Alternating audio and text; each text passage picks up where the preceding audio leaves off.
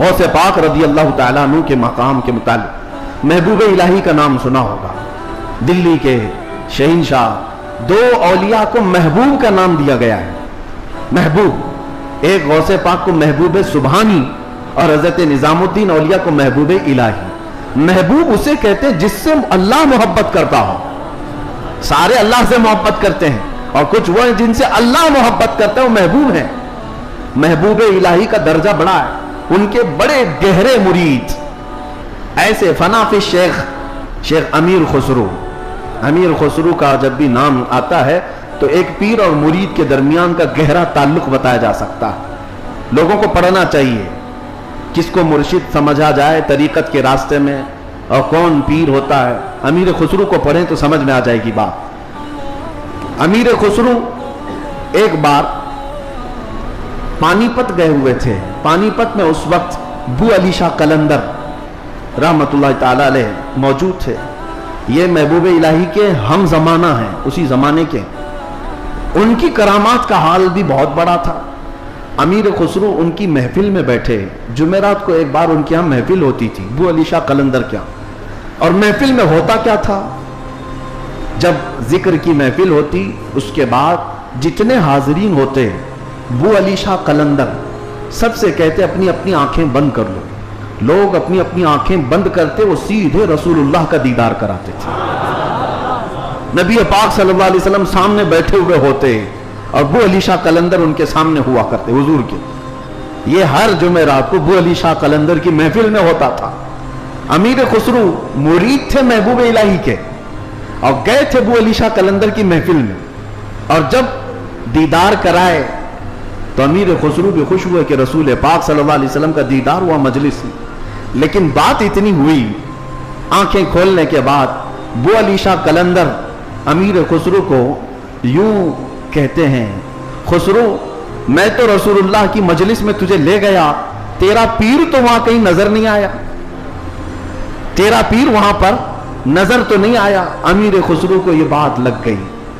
میں میرا مرشد میرے پیر کا مقام بلند سمجھتا ہوں، لیکن حقیقی بات ہے کہ حضور کے دربار میں جب میں تصور میں حاضری دیا، محبوب یہ بو علی شاہ قلندر بھی تھے اور بھی اولیاء تھے، لیکن میرے پیر تو نظر نہیں آئے.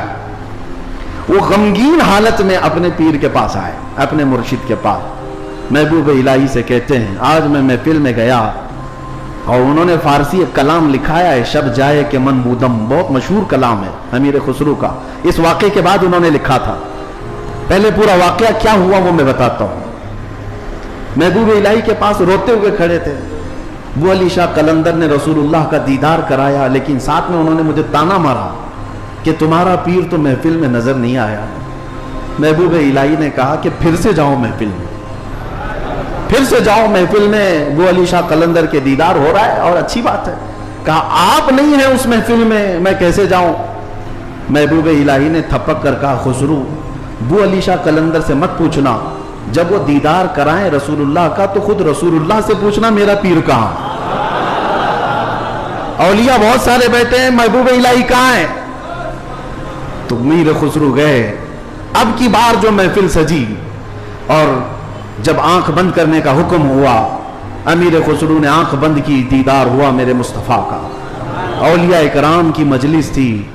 خسرو کہتے ہیں میں آگے بڑھا، نبی کونین صلی اللہ تعالی علیہ وسلم کے دربار میں دست بستہ عرض کیا یا رسول اللہ اولیاء کی محفل ہے، یہاں پر میرے مرشد نظام الدین اولیاء نظر نہیں آتے. نبی پاک نے فرمایا ایک منزل اوپر چڑھ جا، ایک منزل اوپر چڑھ جا. امیر خسرو کہتے ہیں میں ایک منزل اوپر گیا تو دیکھا ایک بہت بڑا دالان ہے، صحن ہے، وہاں بھی رسول اللہ جلوہ فرما ہے، مسند نشی ہے، وہاں دیگر اولیاء اکرام ہیں اور دیگر اولیاء، لیکن وہاں بھی میرے مرشد نظر نہیں آئے. میں پھر پوچھا میرے مصطفیٰ سے آقا یہاں پر بھی نہیں ہے. حضور نے فرمایا ایک اور منزل چڑھ جا. خسرو کہتے ہیں میں تیسری منزل پر آیا، وہاں بھی حضور بیٹھے تھے لیکن اولیاء کی محفل میں میرے پیر نظر نہیں آئے. پھر پوچھا، حضور نے ایک اور منزل چڑھائی، یہاں تک کہ 7 منزلیں چڑھ لی. امیر خسرو کہتے ہیں اب اوپر جیسے جیسے جاتا تھا مجمع کم ہوتا جاتا تھا، تھوڑے تھوڑے سے رہ جاتے تھے. 6ٹھی منزل پر آیا، جب بھی میں اپنے مرشد کو نہیں پایا परेशान होकर पूछा तो कहा एक और मंजिल चढ़ जा। ऊपर गया तो वहां मुस्तफा करीम सल्लल्लाहु अलैहि वसल्लम मसनद नशीन है, मसनद नशीन है, बस 3 लोग बैठे हुए हैं, दाएं एक बुजुर्ग है, बाएं एक बुजुर्ग है और बिल्कुल सामने महबूब इलाही बैठे हुए हैं। अमीर खुसरू कहते जैसे ही मुझे अपने पीर का चेहरा नजर आया मैंने आंखें खोल दी, रक्स कुना हो गए। जो फना फी शेख थे फिर उन्होंने कलाम लिखा, शब जाए के मनबूदम, वो रात कैसी थी जिसमें मैं था और खुद रसूलुल्लाह मजलिस के अमीर थे, मजलिस के शमा मेरे मुस्तफा थे। गुनगुनाते हुए अपने मुर्शिद के पास आए। अब जो बात मुझे कहना था जिसके लिए मैंने ये वाकया छेड़ा, सुनिए आप, मैंने ये वाकया महबूब इलाही का क्यों बताया। आए महबूब इलाही के पास, खुश थे, वजद कना थे। महबूब इलाही ने पूछा खुसरू देखा है अपने मुर्शिद को? कहा हाँ, मेरा मकसद मेरी मुराद पूरी हो गई। उसके बाद महबूब इलाही ने कहा क्या किसी और को वहां नहीं देखा? अमीर खुसरू ने कहा मेरी तवज्जो ही नहीं गई, मैंने मुर्शिद को देखा तो फिर ख्याल ना रहा। महबूब इलाही से पूछने लगे हुजूर उस मंजिल में जो रसूलुल्लाह के दाएं और बाएं थे वो कौन थे? तब महबूब इलाही निजामुद्दीन औलिया ने कहा उनके बाएं जानिब ख्वाजा गरीब नवाज थे और बाएं जानिब पीराने पीर गौसे आजम बगदादी मौजूद थे। सैयदना शेख अब्दुल कादिर जिलानी का वो मकाम है कहां? रसूलुल्लाह के दरबार में, जहां औलिया इकराम की मंजिलें खत्म होती हैं वहां गौसियत में आपका मकाम है। मेरे आका सल्लल्लाहु अलैहि वसल्लम के दरबार का कुर्ब ही उन्हें गौसियत के मकाम पर ले गया है। मेरे अजीजों, बहुत सारे लोग अगर ये समझते हैं कि उनकी बड़ी करामतें हैं इसलिए उनको गौस का मकाम मिला है, वो बहुत बड़े आलिम थे, बहुत बड़े जाहिद थे, बहुत बड़े परहेजगार थे, इसलिए गौसियत के मकाम पर पहुंचे। मैं कहता हूं ये सारी जगह अपनी, ये सारे मकामात अपनी जगह पर गौसे पाक गौसियत के मकाम पर पहुंचे तो इश्क रसूल की बुनियाद पर पहुंचे, मेरे मुस्तफा करीम सल्लल्लाहु अलैहि वसल्लम से बेपनाह मोहब्बत की बुनियाद पर पहुंचे।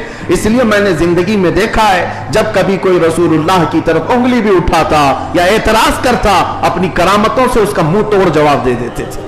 अपनी करामतों से गौसे पाक रज़ी अल्लाह ताला अन्हु उनका जवाब देते। अगर किसी ने हुजूर पाक सल्लल्लाहु ताला अलैहि वसल्लम पर एतराज किया कि उन्होंने मुर्दों को जिंदा नहीं किया तो गौसे पाक ने अपनी ठोकर से मुर्दा जिंदा करके दिखाया। 400 साल बाद गौसे पाक रज़ी अल्लाह ताला अन्हु ऐलान करते थे तू रसूलुल्लाह के बारे में बात करता है, मैं उनके बेटे के बेटे के बेटे के बेटे के बेटे 400 साल बाद आया हूं और अल्लाह ने मेरे पांव में ये ताकत दी है कि कब्र को ठोकर लगाऊं तो मुर्दा जिंदा खड़ा हो जाए, और जिसकी मैं नस्ल से हूं वो अगर कहीं ठोकर लगाए पूरा कब्र